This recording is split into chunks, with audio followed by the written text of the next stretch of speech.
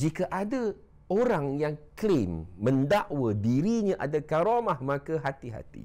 Dia mungkin hendakkan perhatian, mahu mengaku dirinya wali dan seterusnya untuk meraih para pengikut yang akan mengikuti ajarannya. Assalamualaikum warahmatullahi wabarakatuh. Alhamdulillahirabbil alamin. Wassalatu wassalamu ala nabiyyina Muhammadin wa ala alihi wa sahbihi ajma'in wa ba'du. Tuan-tuan puan-puan yang dikasihi sekalian, dalam video ini seperti mana saya janjikan sebelum ini, saya akan jelaskan, terangkan berkenaan tentang perbezaan antara mukjizat, karamah dan sihir. Mukjizat adalah perkataan yang berasal daripada bahasa Arab yang bermaksud yu'jiz ataupun ajzun yang bermaksud lemah. Kerana nature ataupun sifat mukjizat itu melemahkan hujah para musuh, para anbiya.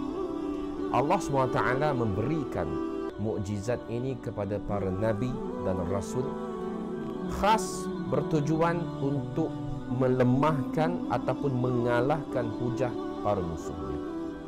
Misalnya mukjizat Nabi Ibrahim alaihissalam ketika Raja Namrud memasukkannya ke dalam bara api yang menjulang tinggi, baginda tidak terbakar, untuk melemahkan hujah mereka dan bagi membuktikan kenabian Ibrahim alaihissalam.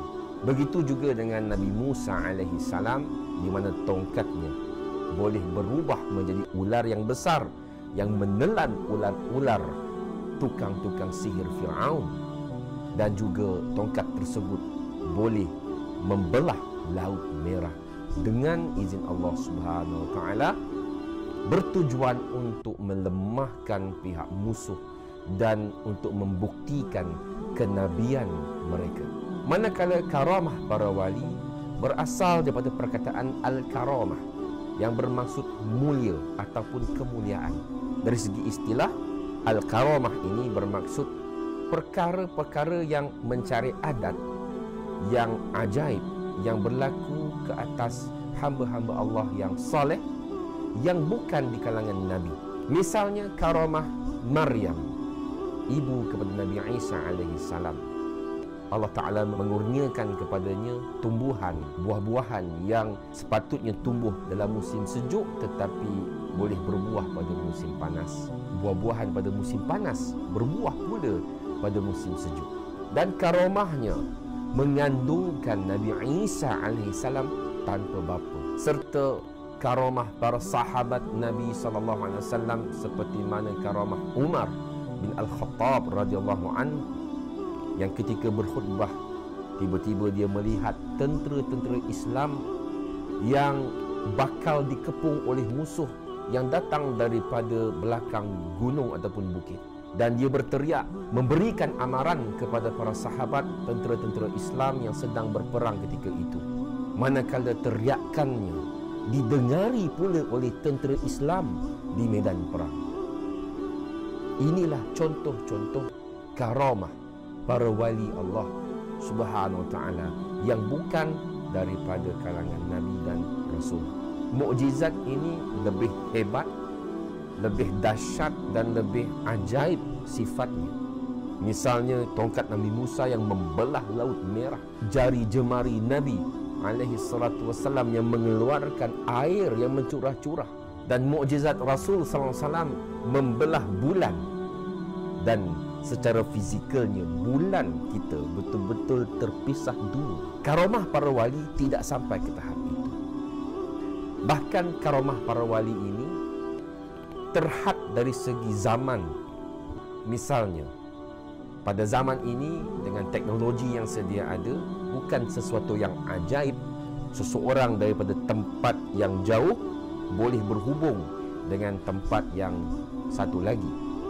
Maka karamah Umar pada zamannya tidak lagi relevan jika diaplikasikan pada zaman sekarang. Jadi karamah ini dia terhad kepada ruang lingkup masa dan zaman. Karamah para wali pada zaman kita hari ini, Allahu a'lam, kita pun tak tahu siapakah waliullah. Karamah para wali ini jika ada pada seseorang wali Allah itu, dia tidak akan cerita pada orang lain. Kerana sifat wali ini ialah mereka tawadhu.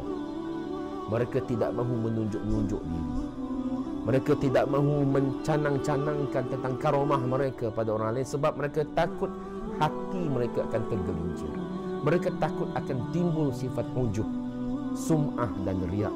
Maka jika ada orang yang klaim mendakwa dirinya ada karamah, maka hati-hati. Dia mungkin hendakkan perhatian, mahu mengaku dirinya wali dan seterusnya untuk meraih para pengikut yang akan mengikuti ajarannya.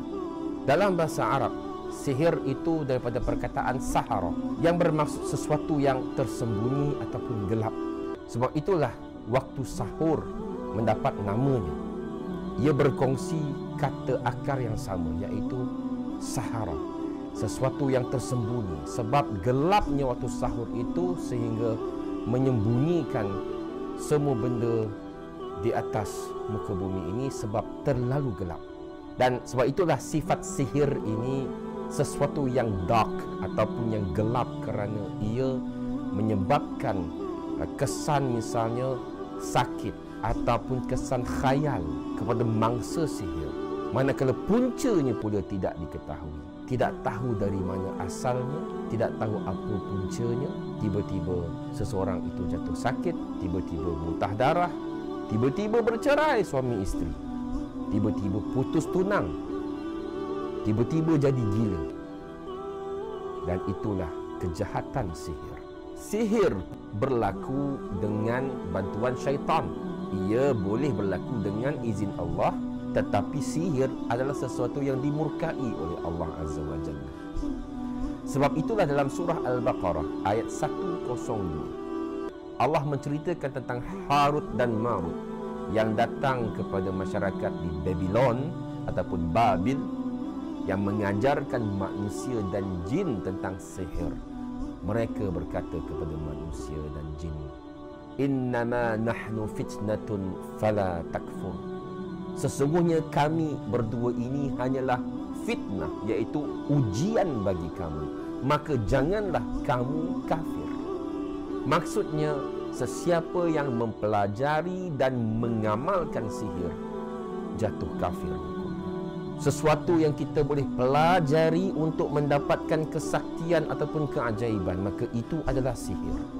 Islam sama sekali tidak mengajar umatnya ilmu-ilmu sebegini.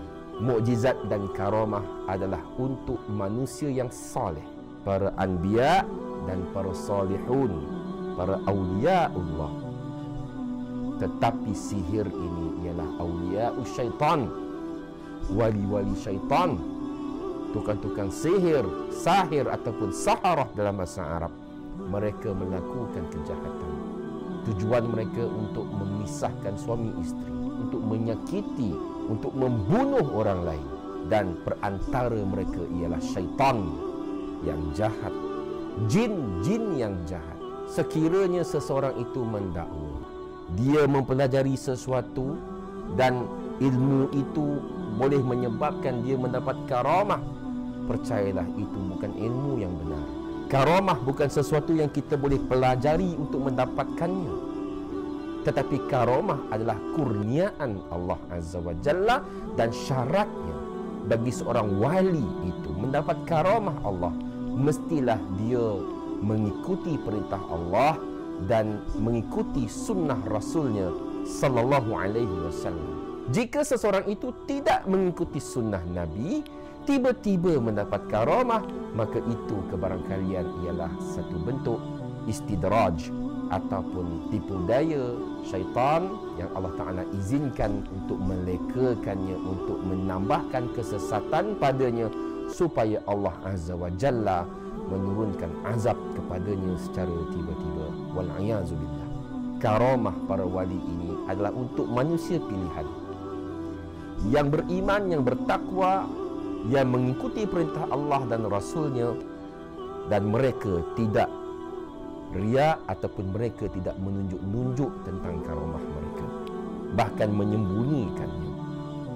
Yang tahu hanyalah orang yang menyaksikan karamah tersebut bukan diceritakan sendiri oleh wali Allah tersebut. Begitulah serba sedikit perbezaan antara mukjizat, karamah dan sihir. Saya harap tuan-tuan puan-puan yang menonton tidak tertipu dan tidak terkeliru antara ketiga-tiga perkara ini. Sesungguhnya memang ada manusia yang mengaku mempunyai karamah, tetapi mereka bukanlah waliullah, kerana waliullah tidak sekali-kali mengaku mempunyai karamah. Dan tidak ada sesiapa pun yang tahu siapakah waliullah kecuali Allah Ta'ala sendiri. Allahu a'lam bissawab. Semoga bermanfaat. Aku qouli hadza wa astaghfirullah li wa lakum. Subhanakallahumma wa bihamdik. Ashhadu an la ilaha illa anta wa astaghfiruka wa atubu ilaik. Wassalamu alaikum warahmatullahi wabarakatuh.